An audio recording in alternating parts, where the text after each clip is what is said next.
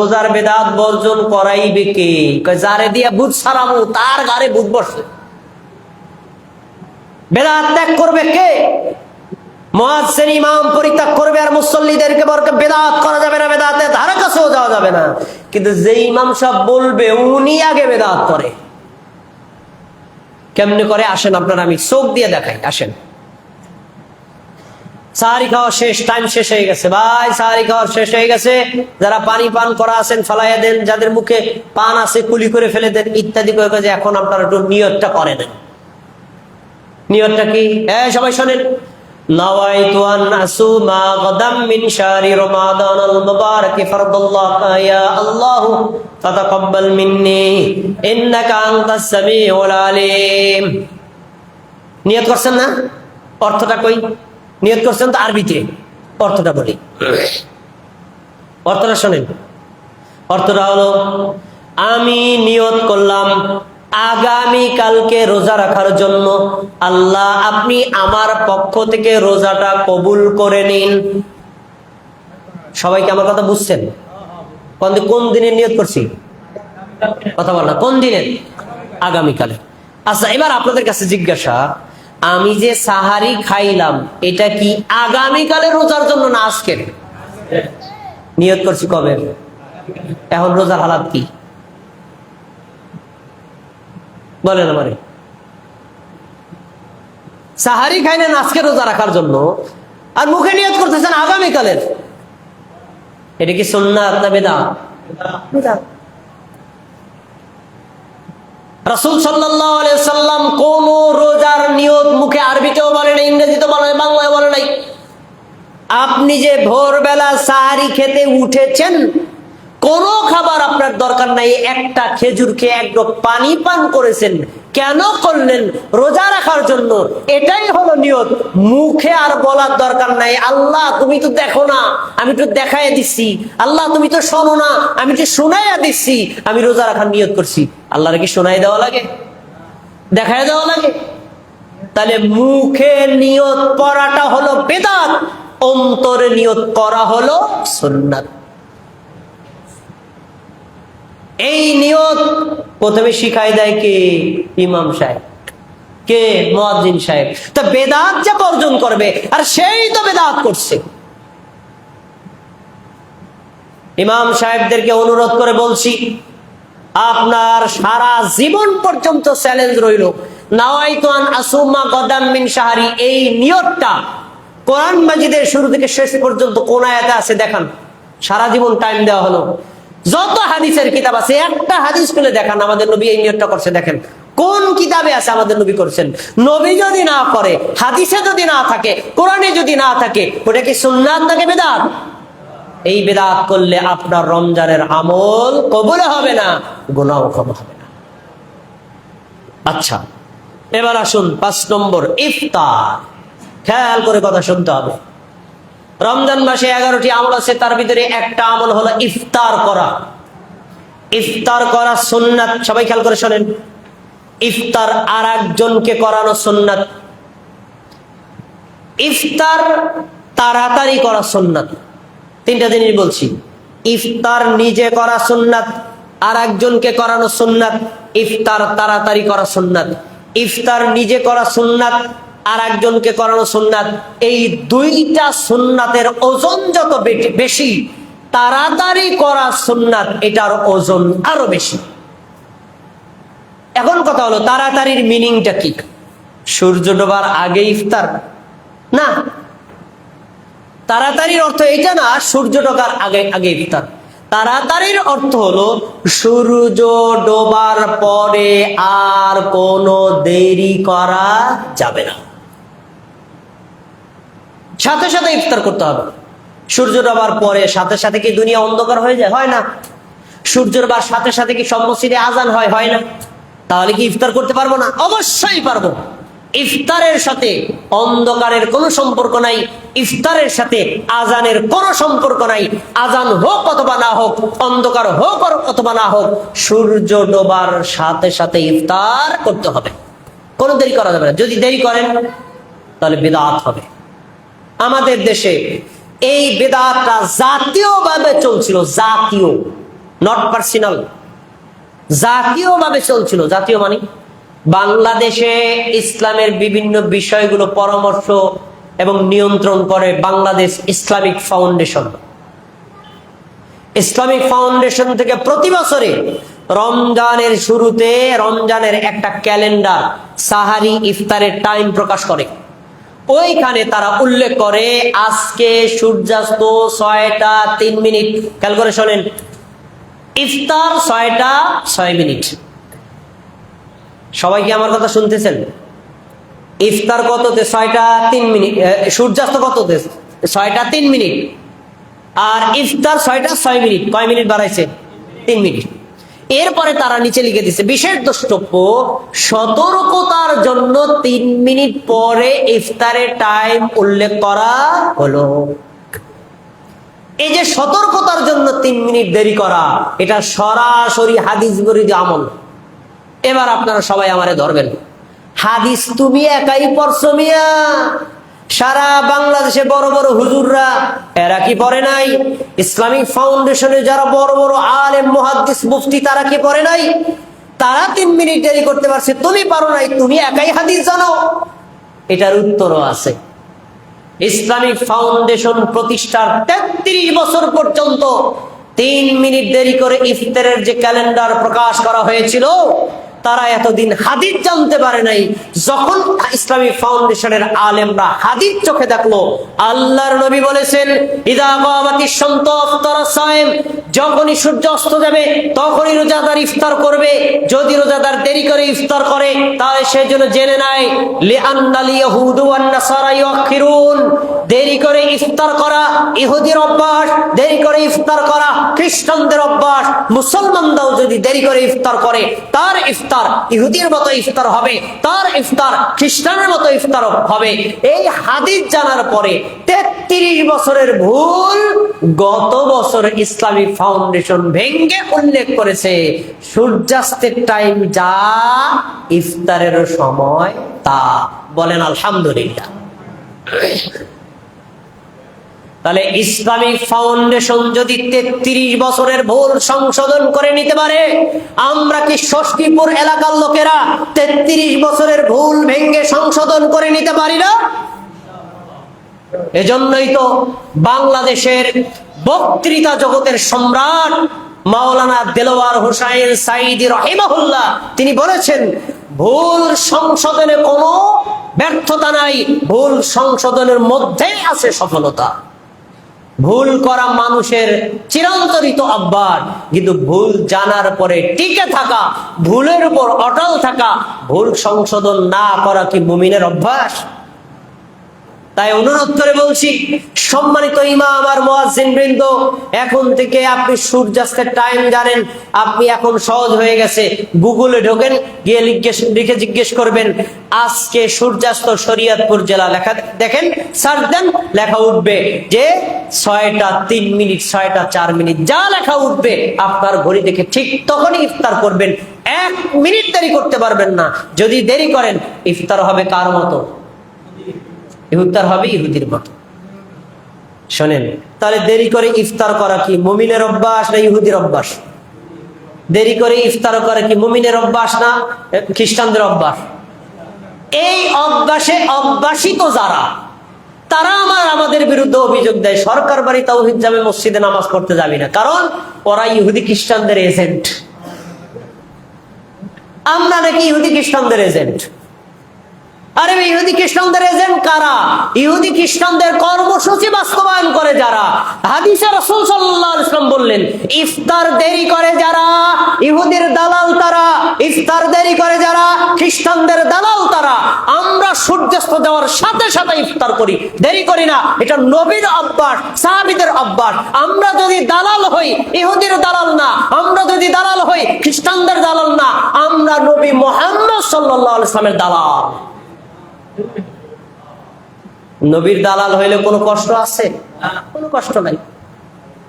মিথ্যা অপবাদ পরিত্যাগ করতে হবে, সঠিক সুন্নাত জেনে সঠিক সুন্নাতের উপর আমল করতে হবে। আসুন, এবার রমজান মাসে আরেকটি আমল হলো যাকাত আদায় করা। দান করা এবং উমরা করা। রাসূল সাল্লাল্লাহু আলাইহি ওয়াসাল্লাম বলছেন, কেউ যদি রমজান মাসে উমরা করে তাহলে একটা পূর্ণ হজের নেকি আল্লাহ তাকে লিখে দেন। সুবহানাল্লাহ। সারা বছরে উমরায় যাওয়া যায়। সারা বছরে যদি আপনি অন্য সময় উমরা করেন সাধারণ উমরার নেকি পাবেন, যদি রমজানে উমরা করতে পারেন একটা হজের নেকি পাবেন। তাই যাদের তৌফিক আছে তাদেরকে অনুরোধ করব, রমজান মাসে যদি হজ করার তৌফিক থাকে করবেন, আর না হলে কমপক্ষে রমজান মাসে একবার হলেও মক্কায় গিয়ে উমরা করে আসবেন। আল্লাহ রাব্বুল আলামিন আপনার আমল নামায় হজের নেকি লিখে দিবেন। সুবহানাল্লাহ। এটা রমজানের একটা কর্মসূচি। তারপরে রমজানে বেশি বেশি দান করা, এটা মুমিন মুসলিমদের অভ্যাস। আব্দুল্লাহ ইবনে আব্বাস রাদিয়াল্লাহু আনহু বলেন, নবী সাল্লাল্লাহু আলাইহি ওয়াসাল্লাম রমজান মাসে দান করতেন, রমজান মাসে বাইরেও দান করতেন, কিন্তু রমজান মাস আসলে তিনি দান বাড়ায়া দিতেন। কিভাবে বাড়াতেন তাও তিনি উল্লেখ করেছেন, হাত্তা মির রিহিল মুরসালা। রমজান মাস আসলে আমাদের নবী এত দান করতেন, এত দান করতেন, তুফানের বাতাসের গতি যেমন বেশি আমাদের নবীর দানের গতি সেইভাবে বেড়ে যেত। বলেন সুবহানাল্লাহ। রমজান মাসে মুমিন দান কি কম করবে না বেশি করবে? অন্যান্য দিন যদি দৈনিক আপনি 10 টাকা দান করেন, রমজান মাসে কমপক্ষে 100 টাকা দান করতে হবে দৈনিক। অন্যান্য দিন যদি জুমার দিনে আপনি 50 টাকা দান করেন, আর এই জুমার দিন রমজানের মধ্যে কমপক্ষে 500 টাকা দান করতে হবে। এরকম দানের পরিমাণ বাড়াতে হবে, কারণ এটা রাসূলের সুন্নাত। রমজান মাসে দান করলে নেকি কম পাওয়া যায় না বেশি পাওয়া যায়? এজন্য আমরা বেশি বেশি করে রমজান মাসে দান সাদকা করব।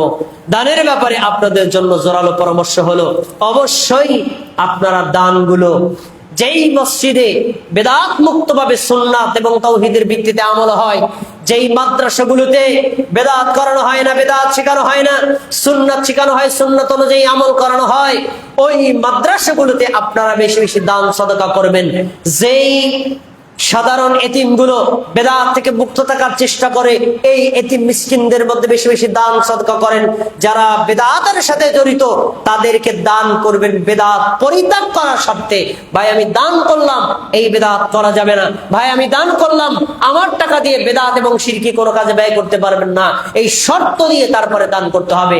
আল্লাহ তাবারাক ওয়া তাআলা আমাদেরকে রমজান মাসে বেশি বেশি দান করার তৌফিক দান করুন, বলুন আমিন।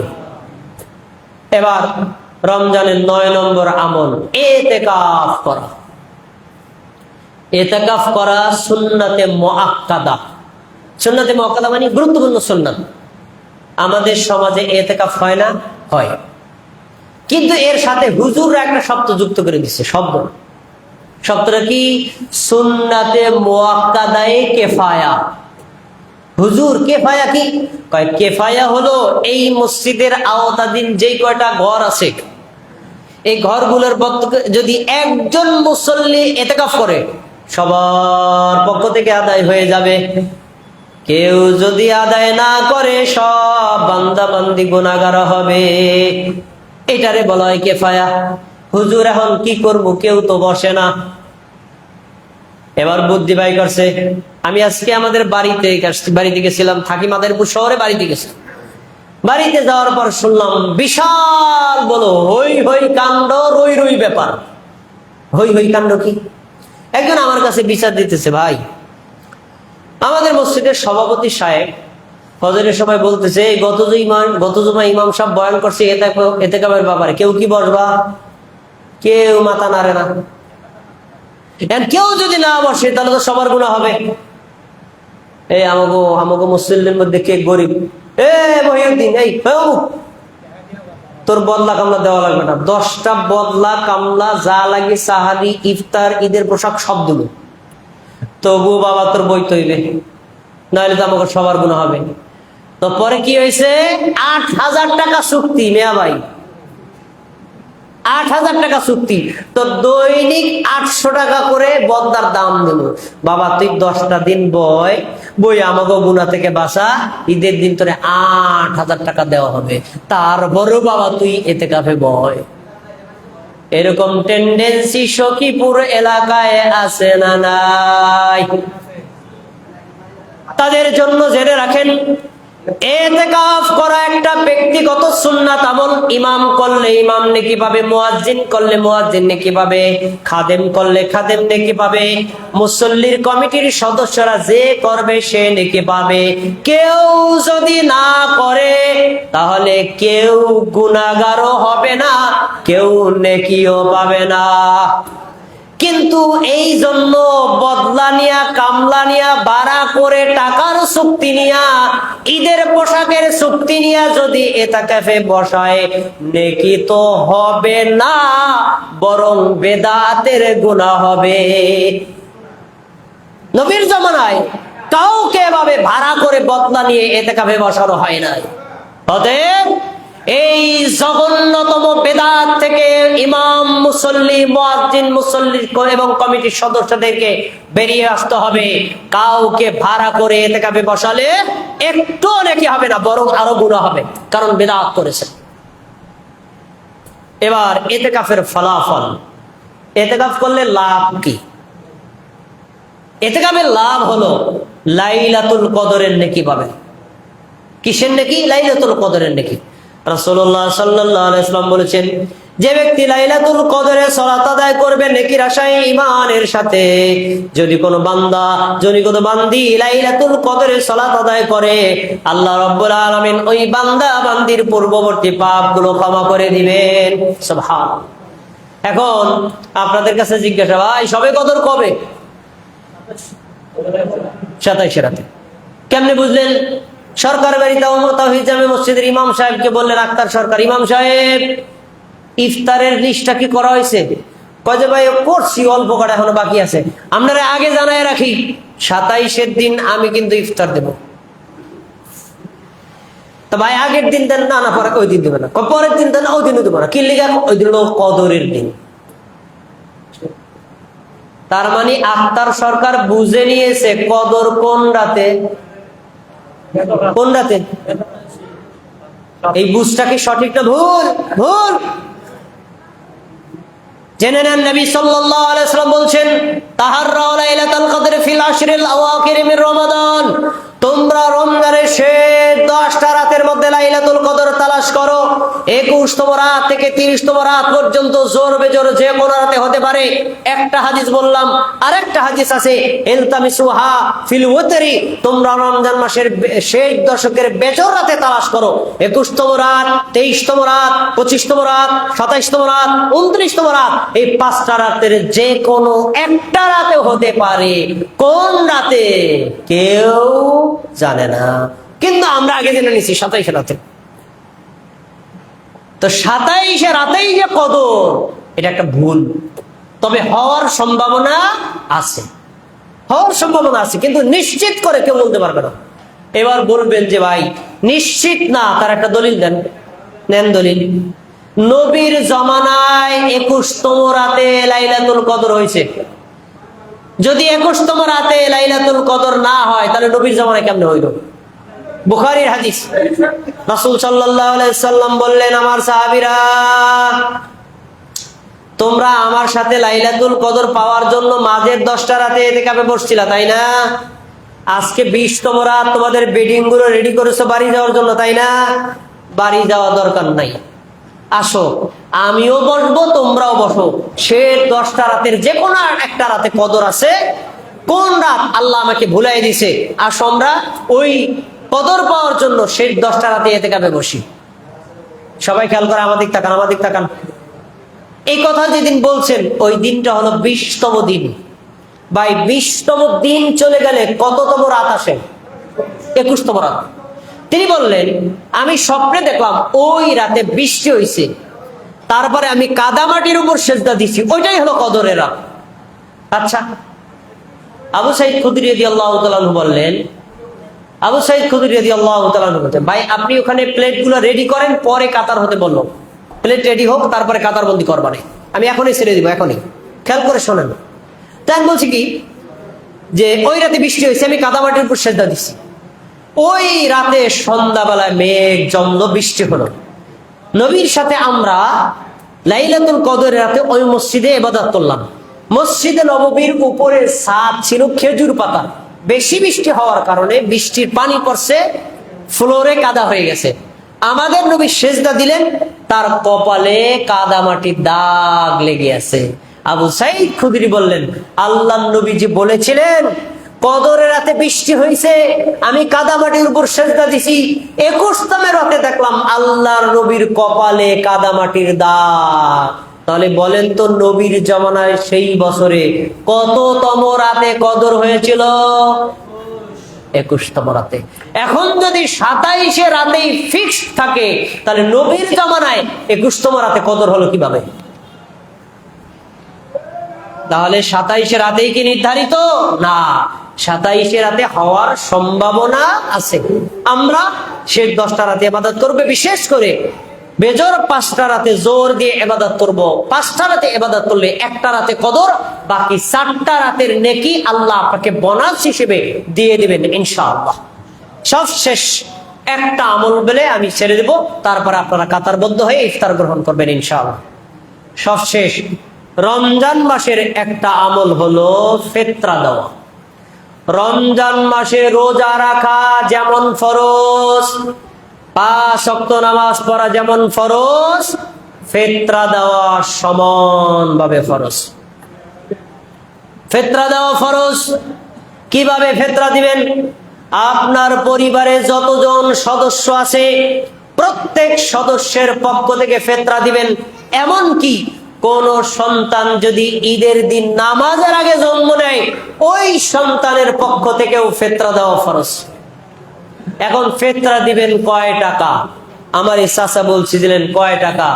সর্বনিম্ন 110 টাকা, সর্বোচ্চ নাকি 1890 টাকা। সুবহানাল্লাহ, 2800 টাকা। দেখছেন, আমার জানা মতে বাংলাদেশে একজন শিল্পপতিও নাই 2800 টাকা দিছে, কেউ দেয় না। কি করে? নিচেরটাই দেয়। শুনুন, এই যে টাকা দিয়ে ফিতরা দেওয়া, এটা সুন্নাহ বিরোধী আমল। ফিতরা দিতে হবে খাদ্যবস্তু দিয়ে। নবীর জামানায় তাদের 4 প্রকারের খাবার ছিল: খেজুর, যব, পনির, কিশমিশ। 4 প্রকার খাদ্য তারা নিয়মিত খেতেন, এই 4 প্রকার খাবার দিয়ে তারা দিতেন। আমরা কি নিয়মিত 4 প্রকার খাবার খাই? না, আমরা নিয়মিত খাই ভাত। আর ভাতটা হলো পচনশীল, এটা মানুষকে গিফট করা যায় না। কিন্তু ভাতের মূল হলো চাল। চাল দিয়ে ফিতরা দিতে হবে। কতটুকু দিবেন? 1 সা। 1 সা কতটুকু? 3 কেজি বা 3.5 কেজি। আপনি 3 কেজি ধরেন। আপনার পরিবারে যদি 4 জন লোক থাকে, 4 জনের পক্ষ থেকে, এক একজনের পক্ষ থেকে যদি 3 কেজি হয়, তাহলে 3 4 কত কেজি হয়? 12 কেজি চাল ফিতরা দিয়ে দিতে হবে। কোন দিন থেকে দিবেন?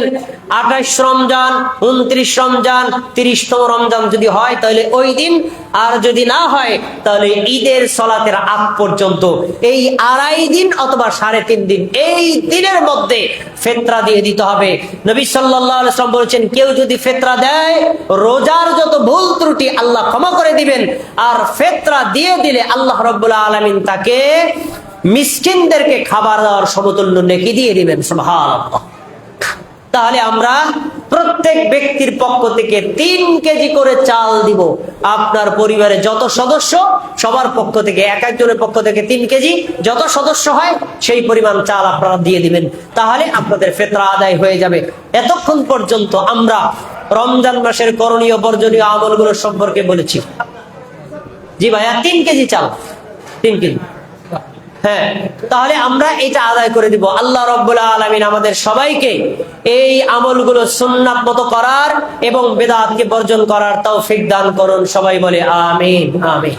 ভাইরা আমার, আপনারা একটু কাতারবদ্ধ হয়ে বসেন, তারপরে আপনাদের যদি আমাদের 2-4টা কথা থাকে, প্রশ্ন থাকতে পারে, আমরা বলবো ইনশাআল্লাহ। কাতারবদ্ধ হয়ে দক্ষিণ আর উত্তর করে, আপনারা পূর্ব পশ্চিমে মাথা করে তারপরে বসেন। জি জি, কাতারবদ্ধ হয়ে বসেন, কাতারবদ্ধ হয়ে বসেন। আপনারা ধৈর্য ধরে বসেন। আল্লাহর ঘর মসজিদে ইফতার দেওয়া হবে, কেউ উচ্চ স্বরে কথা বলবেন না, আস্তে কথা বলেন। সবাইকে ইফতার দেওয়া হবে ইনশাআল্লাহ। আল্লাহ তাআলা আমাদেরকে তৌফিক দান করুন। Close close. না, প্রশ্ন উত্তর এখন হবে না, সময় বেশি নাই। ইমাম সাহেব, ইমাম সাহেব, কোন ঘোষণা আছে? প্রশ্ন আছে, আমার এটা বলতে, সেটা আমার দেন, আপনার আচ্ছা।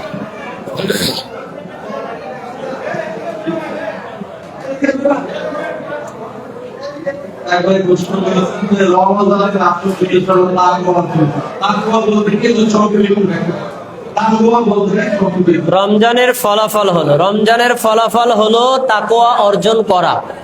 তাকওয়া শব্দের অর্থ হলো আল্লাহকে ভয় করা। আমরা ঘরের